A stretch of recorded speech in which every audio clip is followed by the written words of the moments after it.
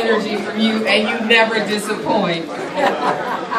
This has been a hard election cycle, but we are not where we need to be.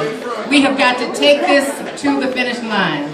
Every time we meet opposition, we've got to knock it down. Every time it gets up and raises its ugly head, we've got to knock it down again. That's right. So in the true spirit of a Detroiter, Robert Davis and I went down to the clerk's office on Friday, and we demanded to see the applications of the new election inspectors. We were refused that information. We were told we needed to fill out a form and wait. It had to be in writing, they told us. State law says those are public documents and they belong to us. That's right. We don't need authorization to see our own documents. So we left the clerk with her requisites and we went immediately to court and we said, come and tell the judge that we need a right.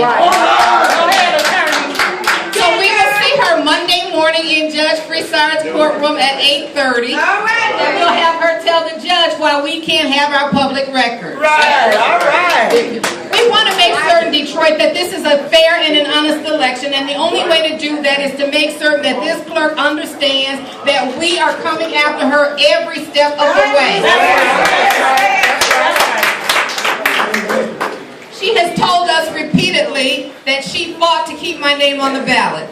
If that's the person that's going to keep my name on the ballot, I don't want anybody fighting to keep my name off the ballot. That's right.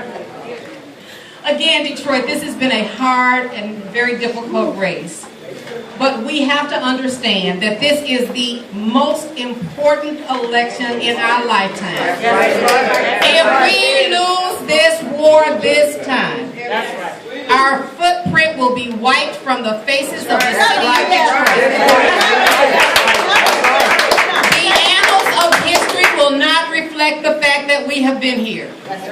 We have a God-given right to have history recorded correctly. That's right. Coleman Young would demand nothing less. That's right. Irma Henderson would stand on top of a car and let you know that she was not pleased. That's right. I stand on the shoulders of both Irma and Coleman, and I want you to know that Detroiters are the most astute people on God's earth. That's right.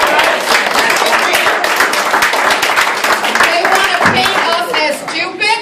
They want to paint us as tired. They want to paint us as illiterate. They want to paint us as non-functional. But we have a message for the rest of the world. That's right. Detroit is the best city in these United States. We are going to make certain that not only our generation, but the next generation and the next generation after that knows that we were here. We have a God-given right to have democracy work in Detroit the same way it works in Livonia. That's right. When Livonia has to go to an emergency manager to get her garbage picked up, then I will go to one. That's right. When Livonia has to call on an emergency manager instead of a mayor, then I will call on one. All right. When Livonia can have her vote diminished, then I will accept having mine diminished.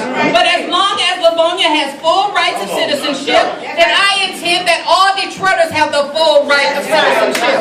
We must go to the polls and we must take everybody with us on Tuesday. That's we right. must demand that this election is fair and above board. We must make certain that the clerk understands that we're not scared of her, that we're going to fight her every step of the way, and that we intend to make certain that honesty, justice, and fairness prevails in these 144 square miles. They belong to us. That's right. That's right. Thank you, Detroit. Etta Wilcoxon.